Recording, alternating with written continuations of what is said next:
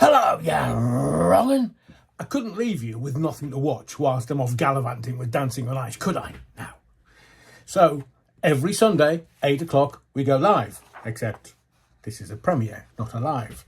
So, you can comment underneath if you wish, but not live time at the side of the screen.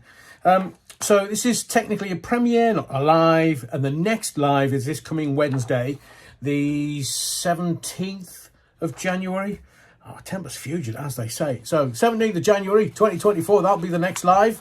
We have a few things planned, a few surprises planned, which hopefully we'll get to let you know about very, very soon. I will say that there's a few people been really making bizarre comments, especially around Dougie, the jailed grifter. And I'm not sure why, because I've not done a Dougie video for 6 months. But there are things coming. Never going to let you down. But I'm never going to set myself up for failure, as I have done in the past when I've said, oh, I'll do this. Time constraints, commitments, avocations, just couldn't get round to them. So let's do this, but I will tell you that there are some things coming. And thank you to the indulgence of the team who have been tearing their hair out, saying, oh, come on, Adrian, get some stuff done. So that's why I'm doing this for you whilst I'm out at Dancing on Ice. So what are we going to talk about in this premiere? We're going to talk about royalty, because there's some odd things being coming out. Very odd things. And a new book appearing this week, which I think you might find very interesting. We're also going to talk about post office, because as I predicted weeks ago, it's going down the path of insolvency and thereby a sell-off. Quelle surprise, to use the French. We're also going to talk about the Red Sea, what's going on in the Red Sea. And I did tell you months ago what was going on and to keep an eye on. And XL Bully, because there is a date coming whereby everything has to be sorted and dogs could be euthanized. So let's get into the royalty. Oh, who'd want to be king? I mean, all that hassle. The crown weighs heavy, so they say. I'm not sure it's going to weigh heavy on William, but it appears to be weighing heavy on Charles. Now, as much as you and I can speculate, we won't really know actual detail. We won't really know what happened or what is happening or what's going to happen, because we're not in the inner sanctum. But Robert Hardman is a Daily Mail writer who has written a new book. It's called King Charles III, New King, New Court. And it's, I'm not sure whether it's released on Thursday or it's released on Wednesday, but I've got my copy ordered. It's coming through and I'll receive it on Thursday. So if you want, I'll take one for the team. I'll have a quick read of it while I'm skiing and screaming like a girl with planks of wood on the end of my legs going, ah, down the side of a mountain in Davos, in Switzerland, for the annual skiing trip.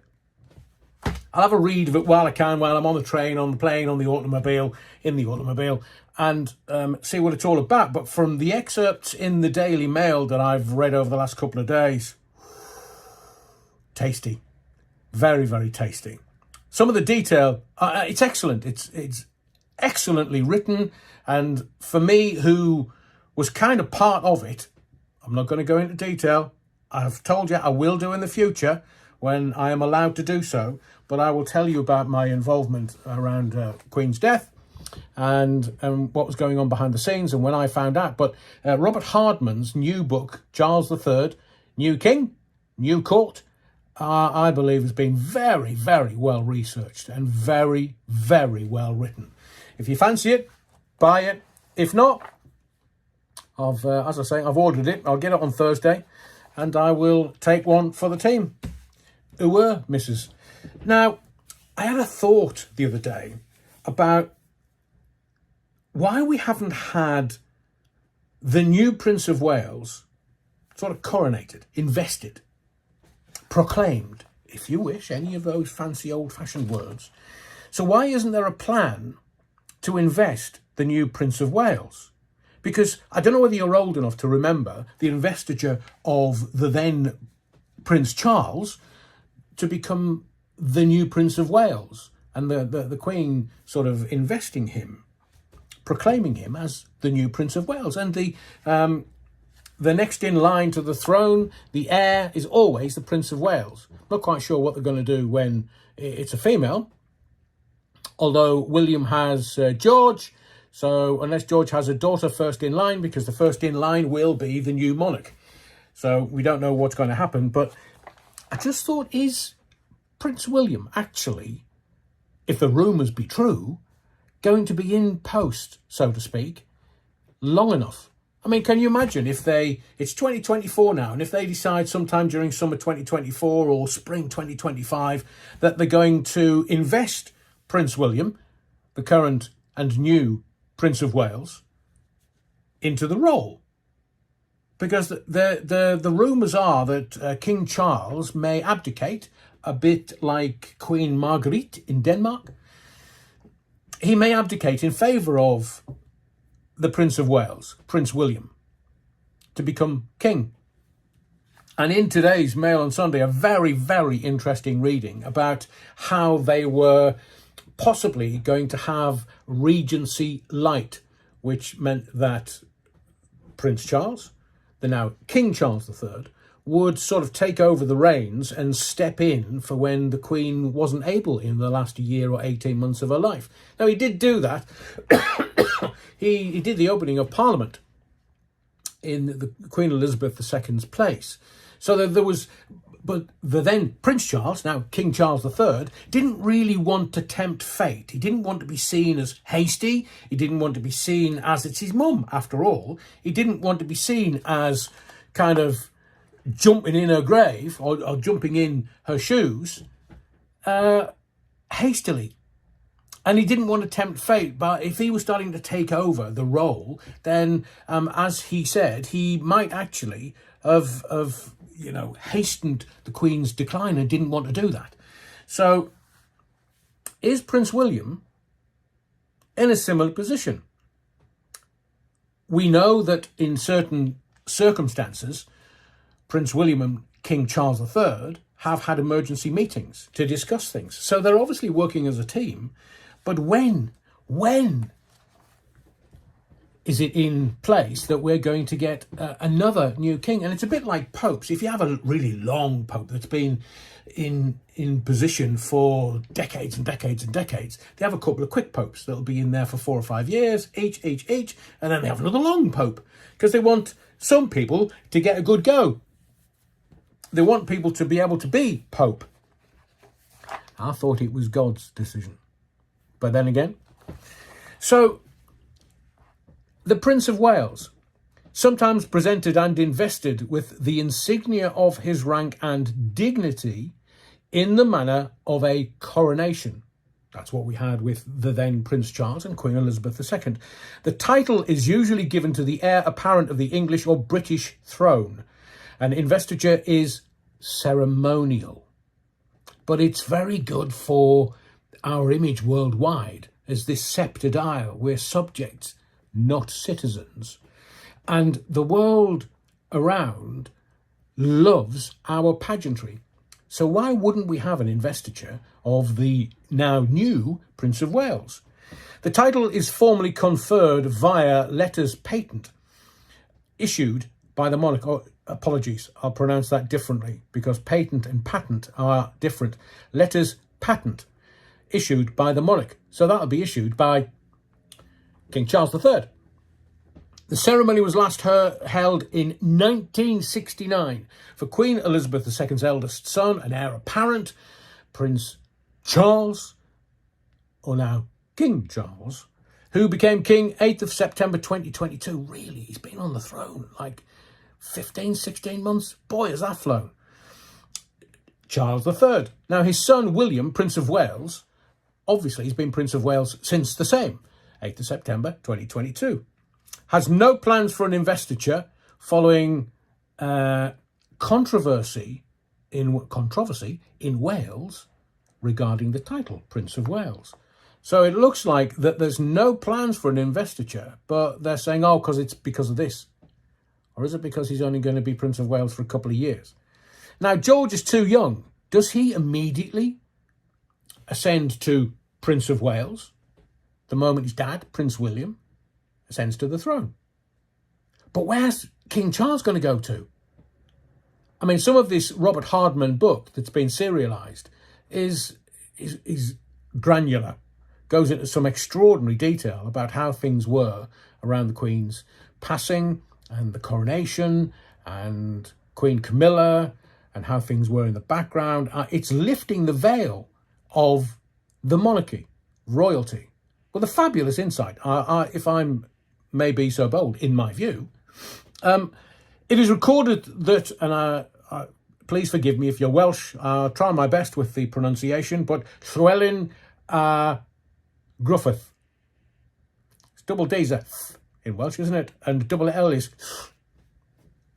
So it's recorded that Llywelyn ap Gruffydd had deposited his coronet as Prince of Wales, along with his other regalia, with the monks at Cyma Abbey for safekeeping at the start of his final campaign in 1282. Was he Knight Templar? That'd be very interesting, because a Knight Templar went on the Crusades. 1282. Might have been in Jerusalem. He was killed later that year, 1282. The coronet was seized and presented to King Edward I of England as a token of the complete annihilation of the independent Welsh state. So this goes back, oh blimey, 1,000 years, almost. 800 years or so. Now, the kind of fly in the ointment is Pons Andrew. There's now new evidence come out in the dailies today saying, oh, I used to do security for Jeffrey Epstein at his pied-à-terre in New York City. And he's naffed off to Russia. But the security he's got hard drives. Now, I don't think that's security, really, because you know what MI6 are like and all the other security services worldwide. Knock on the door. We're coming in, mate. So he's off to Russia, this security person, and he has hard drives with video of, Randy Andy on it. I wonder what they are. I wonder what that is. I wonder who the famous names are. I mean, there's lots of conjecture, especially with the Epstein files coming out of, Randy Andy and Randy Bill Gates and Randy Bill Clinton and others. Now, some of them have come out and gone, no, I never knew the bloke. No, I've no idea why my name's been mentioned. But some of the names have been mentioned because it was mentioned by the people involved in the Ghislaine Maxwell case, not because they'd met or been to Epstein Island. It's just because they'd been mentioned in conversation. One of the witnesses was saying, oh, yeah, Jeffrey was always on the blower. He's talking about this person and that person and the other person. When he put the phone down, say, oh, is that so-and-so and so-and-so? Oh, yeah, talk to them all the time. Bigging himself up. But now it seems it was... there's lots and lots and lots of reportage saying that the Jeffrey Epstein and Ghislaine Maxwell, they were just agents for Mossad. That's a whole new rabbit hole that we're not going to go down in this particular video. So royalty is in a bit of a, well, what do they do? Damned if they do, damned if they don't. And you can't do this never explain, never complain thing, because it's 2024 and Charlie's talking about climate change all the time. I mean, he has done for 50 years. He even mentioned it to his plants at one point. So we don't know whether the new Prince of Wales is going to be invested as the Prince of Wales. We don't know what's happening with royalty, but this Robert Hardman book is, I'm not talking about the Montecito morons, because I think they're just done. They're finished. And if Yahoo News is to be believed, at least 28 million in debt. So they need to generate some money. I mean, they're even in the news the other day. I doubt they're ever going to make the Oscars, but in the news the other day, it's like, oh yeah, you know the Montecito mansion, it's worth another 10 million. Well, you know, there's the cachet that Meghan and Harry lived there, so they're sticking another 10 mil on because Prince Harry once lived there. And then what's going on with Doria Raglan? Can I ask you that question? I'd love to know your thoughts in the comments. What's happening with Doria Raglan? 1 minute she's welcomed. I thought she was in the granny annex. And then all this week they've been talking about, oh yeah, Doria Raglan's moved in with them. Well, she was on site. She was on their mansion site because she was in the granny annex. But then she was invited into the main house by Harry, seemingly, And then, like 2 days later, she's been kicked out. What's that for? I mean, somebody's been spreading rumours that Harry went into hospital from an OD. Really? Is that when he kicked Doria out? And for legal reasons, I'm not going any further. So, that's the Royals. As I say, we're going to do Post Office and Red Sea and XL Bully. So let's get on to the Post Office. This, I mean, I can't even... We're just nibbling away at the outsides of this whole story. I know we've had the masturbates versus the Post Office drama on ITV, which was magnificent. I mean, it truly was. If I say wonderful, I say wonderful for those victims being able to have their stories told and their stories aired on a mainstream TV channel. Who would have thought?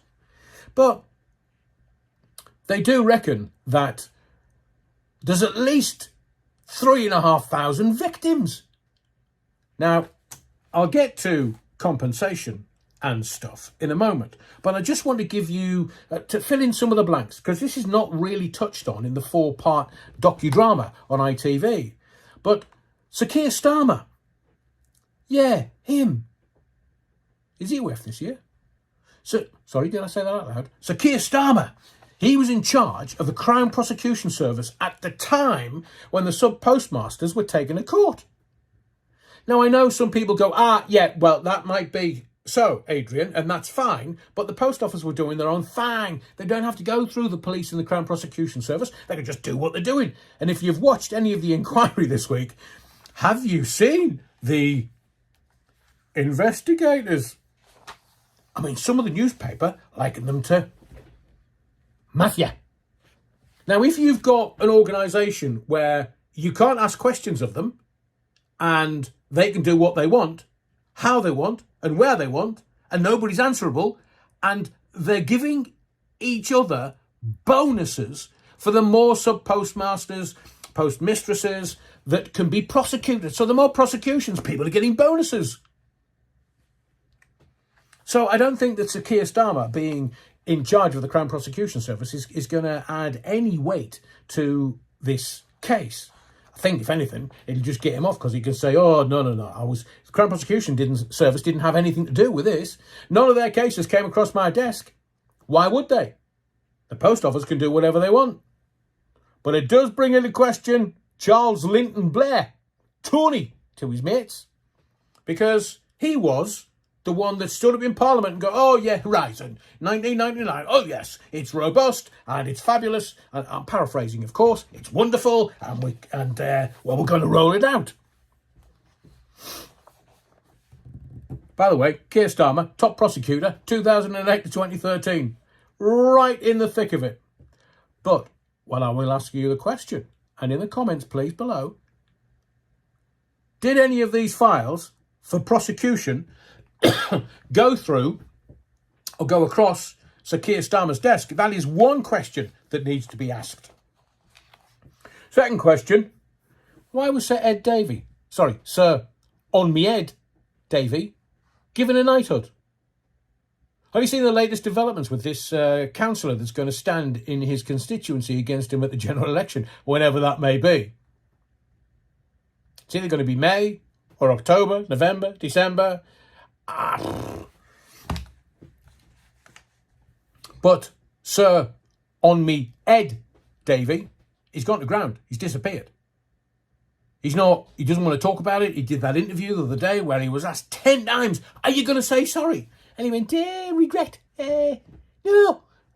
He didn't say, no, I'm not going to say sorry. He just didn't answer the question.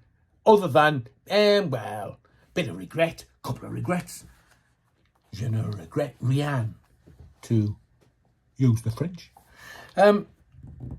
So he's not, Sir Ed Davey, he's not being subject to the public process, which is, hang on, Ed, what did you do, mate?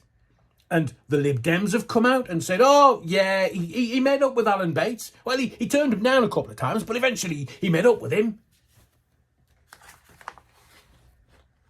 Show me the Benjamins. Show me the money. As that very famous film said, Tom Cruise, bless him. Show me the money. Well, Normally, in the political process, they will inundate you with evidence, and they haven't. So Yvonne Tracy, she's a councillor in Kingston, Surrey, formerly a manager of a post office branch. She's going to stand in the general election as an independent for the Kingston and Surbiton, know it well, the seat held by Liberal Democrats leader Sir Ed Davey. Some people think she'll win by a landslide.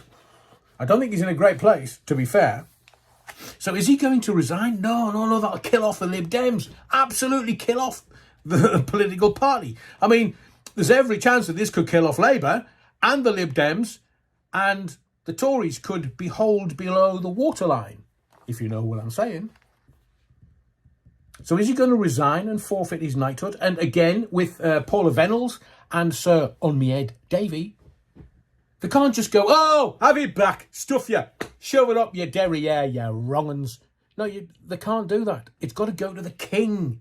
We're back to royalty again, to King Charles III, and he's got to ratify. He's got to go, okay, I'll sign it into action. Yes, just take it away. Yes, is she going to give her bonuses back, perchance? Does it go to the crown? So no one is coming out of this smelling of roses. Not the politicians. And I've said this to you before in many videos. We used to have the priestly classes deciding what we could and couldn't do. Because look, they were talking to God. Why am I pointing up there? Do you think God's up there? They say he's omniscient, omnipresent. So he's everywhere. So he could be there. He could be sitting with you. Could be sitting with me. He's not up there. He's not some old boy with a grey beard playing his harp with wings and a halo. But the priestly classes, I've told you about William Tyndale before, from a ploughboy to a king. You could only access God through the priestly classes. And then they got found out as nonsense. So it can't be the political classes, because they're being found out now. We know what they're up to. It's all corrupt. So who's the rulers? I think you'll find that they're the corporate classes.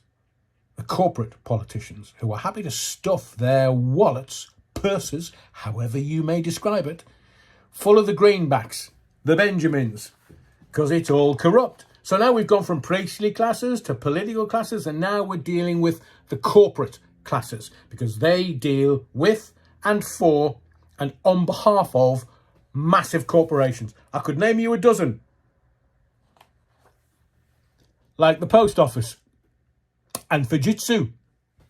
So if you've got the corporate classes, the corporation classes, acting on behalf of the post office and on the behalf of Fujitsu, is it ever going to be that they come out of smelling of roses? Well, no, of course it won't. So let me just give you this detail. Since 2019, there have been 3 compensation schemes set up.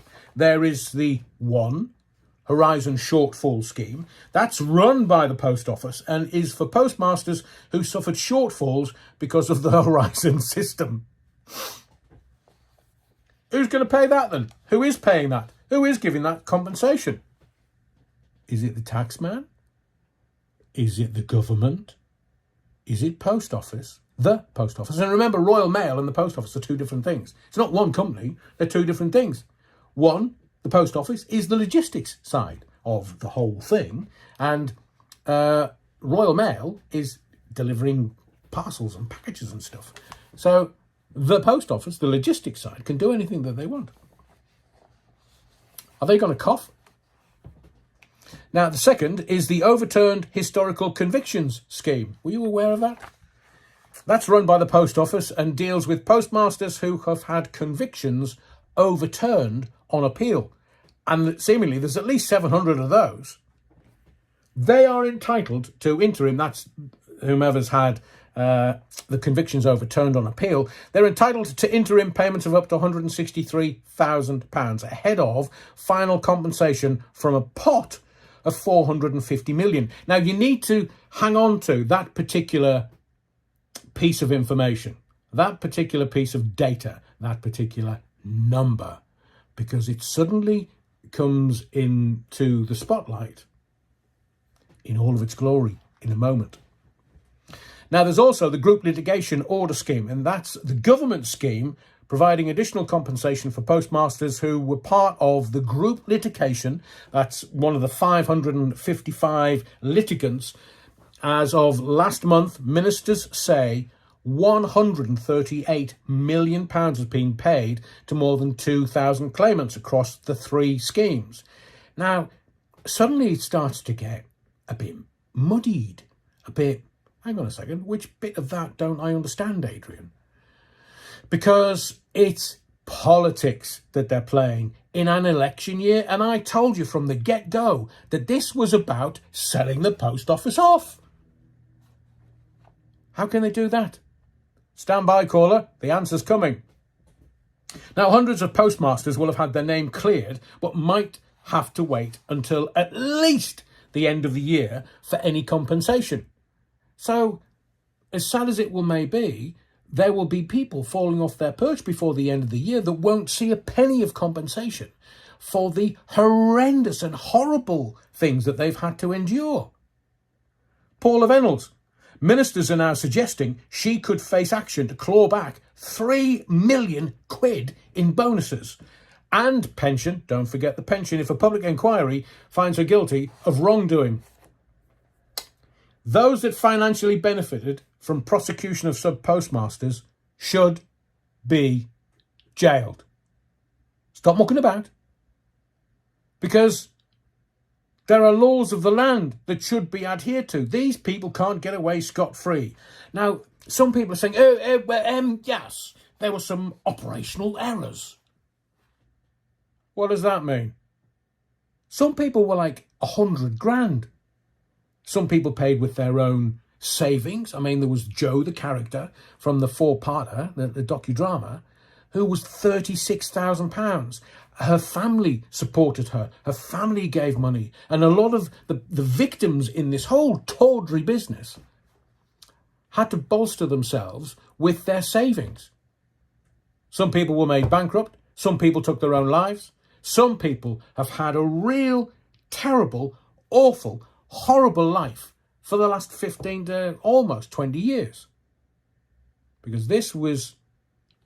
Horizon was instigated in 1999. That's now 25 years ago. So Fujitsu, in my view, needs to be held accountable. Can you see it being held accountable anywhere? 6.8 billion in government contracts. Are they being held to account anywhere? Please, in the comments below. I'd love to know. So, which decision makers are going to be jailed? Because somebody somewhere has taken decisions to prosecute these innocent, wholly innocent people. Now, what they were doing, it seems, their MO, their modus operandi, was we're going to accuse you of theft and then false accounting. So if you plead guilty to the false accounting, we'll drop the theft charges. So people were just saying yes because they wanted to stay out of prison. They thought that theft would jail them and that the accounting charges, false accounting charges, wouldn't put them in jail. But it did. So those people that took the decision to say to the sub-postmasters and postmasters and postmistresses that were jailed, well, plead guilty to the false accounting and we'll drop the theft charge. Those decision makers need to be put behind bars. And they also need to be telling the truth about who told them to go that route. Did they get a bonus? Oh, if you got a bonus, cough, you can give us it back. And that can go to the compensation scheme. So are we, because people have died in this, are we looking at corporate manslaughter charges? Are we looking at obtaining monies by fraud? Because they've permanently deprived people of money who are wholly innocent. Now, the reason why I said it gets a bit murky and the waters are a bit muddied is because if they do, oh, yeah, we've brought a new law in. Yeah, just let them go. Just let them go. And they're wholly innocent. Okay. So if they're wholly innocent and it's their good name, who's paying them? Is it me and you? Is it the government?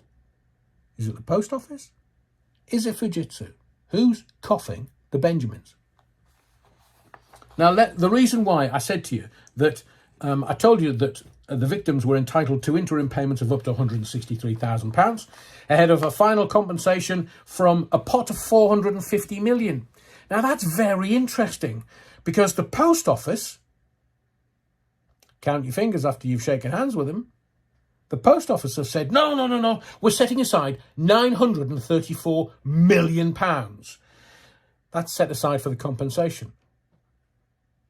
Okay, so that's 934 million you're setting aside for compensation. Yes, they've told the taxman, HMRC, we're setting aside 934 million. Hang on a second. That's a final compensation pot of 450 million. So where's the other 484 million pounds going? Just quick arithmetic off the top of my head. Now, let me tell you, I predicted that what this was a political hot potato that there will be collateral damage, whether it's the Labour Party or the Lib Dems, whether they're leaders or their former leaders. I told you this was about selling the Post Office off. There's been talk about selling Royal Mail off for years. But let me tell you what insolvency is. And I'll quote ish. Insolvency is when you can't pay liabilities as they fall due. So where is the Post Office going to get this 934 million that they're setting aside for compensation? And the taxman's going, whoa, hang on a second. What are you doing? You can't set that aside to pay compensation. You can't set it against tax. You can set it aside, but you can't set it against tax. So in essence, the Post Office were trying to get the taxpayer to pay the compensation. 934 million. Oh, we'll set it against tax. So it comes out of their tax liability, doesn't go into the tax pot. It's me and you, the taxpayers, that are paying it. Because it's not coming into our pot, but we still have to pay our taxes. Setting it against tax and having HMRC just go, oh, don't worry, lads. Yeah, we'll write that off. HMRC are saying, no. No, not having that. You can't set that against your tax liability. Give us another 100 million quid. Thank you very much. Oh, we haven't got that. Oh, well, that'll mean you're insolvent then. Insolvent? They'll sell it off. Is that how they're going to bury the bodies? Sweep it under the carpet? Just have the Post Office go insolvent? And nobody knows where the bodies are buried. Nobody has to go and drill down into their finances. It's getting worse. This is not over by a long stretch, by any figment of your imagination. This is going to get worse and worse and worse because there's so many victims. And the Post Office laughed at them. Oh, yeah, right. Prosecute another one. We'll all get a bonus. That's corrupt. So why aren't we looking at everyone that got a bonus that hasn't had the decency, the integrity or the honour to hand that bonus back because somebody else got prosecuted? You're dealing with corruption. And I have to say, if people think they can get away with it, they'll do it. And then when it's brought back to them, we were just told that's what we had to do. Wasn't me, Governor. I was just following orders. We've heard that one before. Many times. Just following orders, Governor. So that's the Post Office where we are today. I think it's going to get a whole lot worse this week because it just covers up all the other stuff that's happening with the politicians and what's going on in America. America's eating itself politically. Blimey. In this country, hang on, what was Rich Boy doing in Ukraine? There's another 2 billion. 2 billion odd. There's another 2 billion. I mean, I did laugh when, why did they unfurl this Union flag in the Ukrainian political centre? And then Zelensky appears kind of stage left and hunkers up to Rich Boy. And I was like, have they got lifts in their shoes? Because they're both tiny. Listen, if I showed you a spitting image puppet, you'd go, no, they're not that small. I promise you, if you ever see them in real life, I mean, I hope you don't, but if you ever do, they're jockey height. As a relative of mine once said, the size of chickens. Cock height. What was he doing? £2 billion of taxpayers' money, giving it to Ukraine. So obviously they'll buy our armaments and arms and our wares. So who's making? Somebody once said that Ukraine was the most corrupt country in Europe. Where's the money going? Oh, it's gone to Ukraine, they're fighting Russia. And why is it Zelensky's always out with his begging bowl? I don't know. I'm asking you for the answers. You're a lot sharper than me. Another IQ point, I'd be a lamppost. Just asking for a friend. I did say to you, we talk about the Red Sea. Now, you'd have to go to, there's a video that we made about what I thought was one of the possible reasons. I'm not suggesting by any stretch of the imagination that it was definitive. I just said, have a look at this. See what you make of this. And that was that was going to build the Ben Gurion Canal from the Red Sea up into Israel, through Gaza, and then into the Eastern Mediterranean. And obviously there's lots of gas and oil to be had in the Eastern Mediterranean and under Gaza.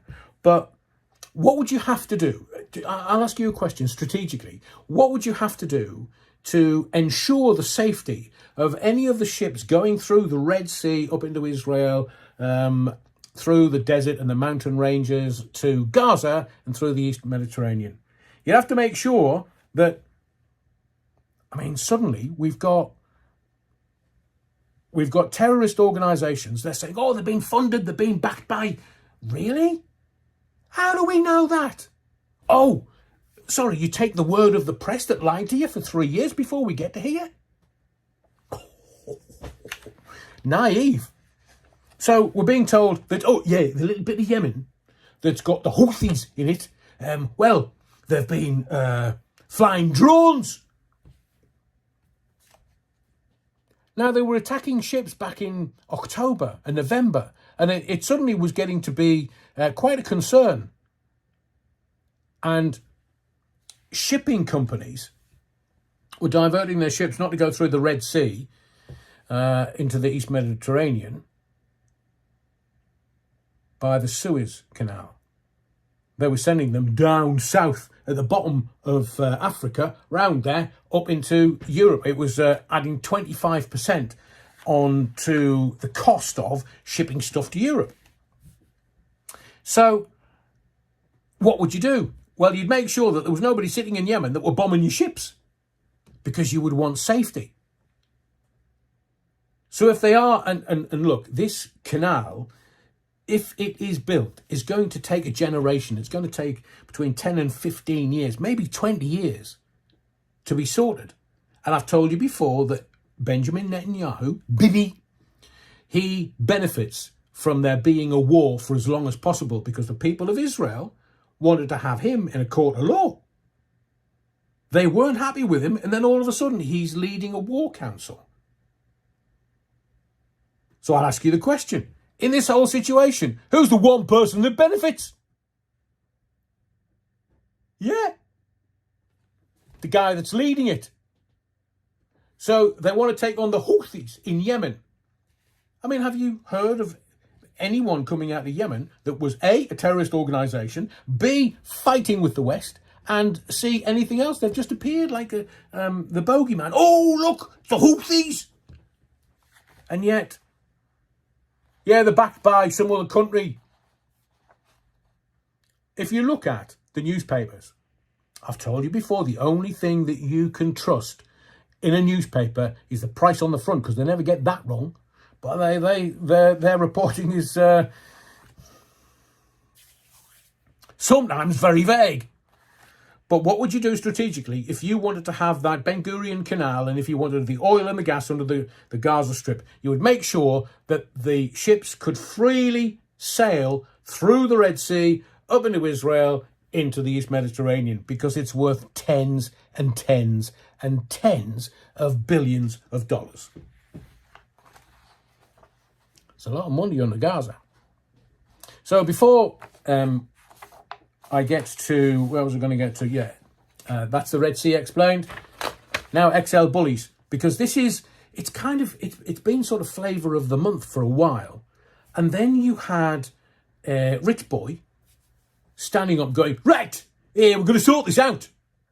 I've told you before that the police officers of this sceptred isle do have the powers. If a dog, any dog, doesn't have to be a particular breed, but if any dog is out of control and is a threat to humans, handlers, and or the police officers, they have the powers to euthanize those dogs. And people, we've seen that happen recently. Not necessarily XL bullies, but we've seen in the Met in London, they had to euthanize the dogs because they determined that they were a threat to others' safety. Safety of the community and safety of the individuals. So they had to euthanize the dog. People were up in arms. Well, let's talk about XL bullies. So Rich Boy stands up and goes, right, we're going to ban them, we're going to ban them, we're going to ban them. And everybody's like, whew, thank goodness for that. But what does that look like? Now, we've had certain dates pass, but there's a very important one, the 1st of February, coming up in a couple of weeks, which is why I wanted to do this now. I want to give you a background and some explanation, and then I'm going to tell you what's going to happen on the 1st of February, 2024. It's called Stage 3. But first, RSPCA, Royal Society for the Prevention of Cruelty to Animals, opposes the devastating ban and said it will not put down any healthy dogs whose behaviour poses no risk. That's unambiguous and very straightforward. They are the Royal Society for the Prevention of Cruelty to Animals. Now, I read a piece in the Sunday Sun that every XL bully owner who has applied to keep their dog has been accepted so far. This has been reported in the mainstream press. Under the new exemption scheme, 349 owners and dogs have been approved. A further 3,700 are to be processed. Now, the processing cost is £92.40. £374,000. Nice work if you can get it. On October 31st, 2023, the UK government announced that XL bully dogs were banned. Were now banned in the UK under the Dangerous Dogs Act 1991. So there were 3 different stages to help owners comply with the law. Stage 1, that was 31st of October 2023. Following the ban announcement, applications for exemption certificates for XL bully owners began. And owners have until the 31st of January 2024, the end of this month, to apply for a certificate of exemption to be registered on the index of exempted dogs. That's fairly straightforward. The breeding of XL bully dogs from the 31st of October last year should have stopped, and owners should have looked into arranging that their dog to be neutered and microchipped if not already done. And then we had stage 2, which was a couple of months later, end of 2023, 31st of December 2023. And from 31st of December, it was illegal in England and Wales to A, sell an XL bully dog, B, abandon an XL bully dog, C, give away an XL bully dog, or D, breed an XL bully dog. Didn't include Scotland. Some owners took their dogs up to Scotland.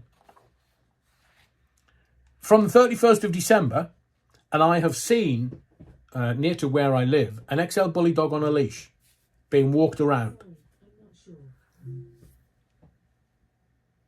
Just walking around. And as of the 31st of December, if you had an XL bully dog in public, it needs to be A, on a lead, but more importantly, wearing a muzzle. Dog that walked past me didn't have a muzzle on. And from the 31st of December last year, which is only a couple of weeks gone, you can't own an XL bully dog that has not been microchipped. And that is also a legal requirement for dogs. All dogs.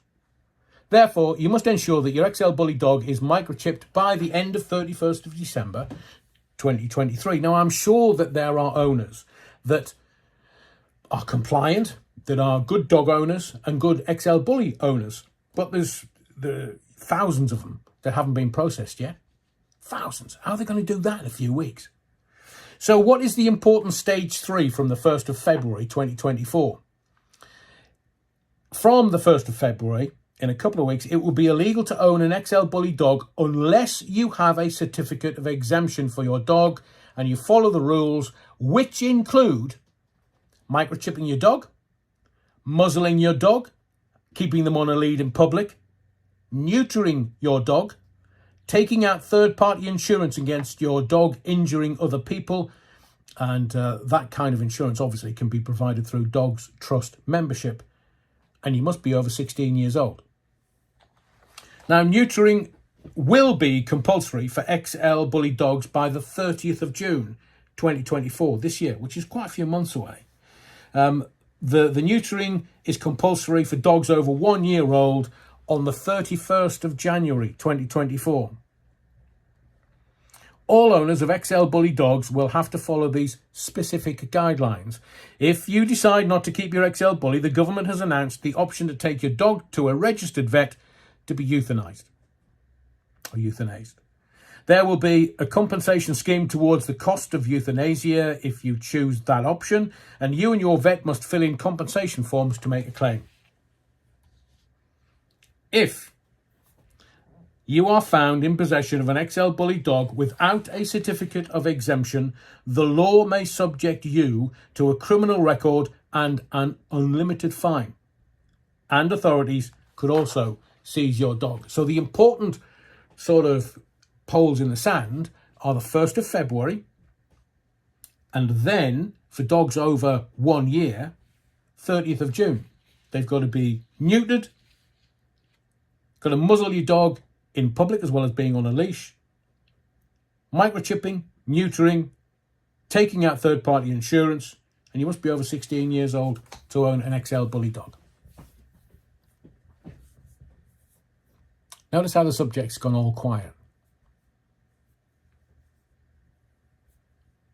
So that's my little take on what's happening with the Royals. It's a never-ending drama. The post office, it's going to get even more complex. What's happening in the Red Sea, just keep an eye on it. Just know that they're going to build this Ben Gurion Canal. It's the answer to everything. And the oil and the gas under the Gaza Strip in the East Mediterranean Sea.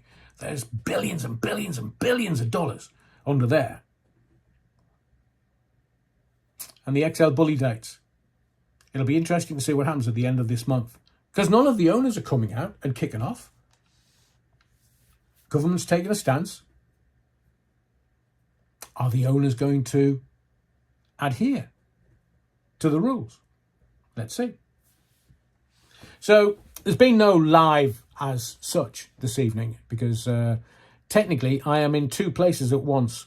I should be about to finish or driving back from the launch show of Dancing on Ice this evening. I've no idea what it's going to look like because I'm recording this before I go. But the next live will be this coming Wednesday, 8 o'clock as always, 17th of January. And we have a couple of surprises coming your way over the next couple of weeks. I will say that the comments have been very interesting recently. Very interesting, certainly around Dougie the Grifter, because I've not done a Dougie video for 6 months. And yet the same kind of comments are being left on previous videos. You think I'm not very bright, don't you? Fabulous. So, I'm aware. I figure I know what's going on. But Article 10 of the European Convention of Human Rights. Go and do your research. My name's Adrian Allen. It always has been because it's been my real name on my birth certificate and everything. Don't even have a middle name. Thank you for your likes, your subscriptions, but most of all, your indulgence. No idea what Dancing on Ice is going to look like, but I will do. We're not allowed to take our phones in, by the way. Not allowed to take your phones in. Can't record anything. Can't record any noise. You can't record any film. You can't do... But I'll see what I can bring back for you. Thank you for your indulgence. See you on the next live, Wednesday, 8 o'clock, 17th. And there'll be other surprises coming, because you didn't expect this either, did you? No, Adrian, no. Right, I'm off. I shall see you after I've been to Dancing on Ice.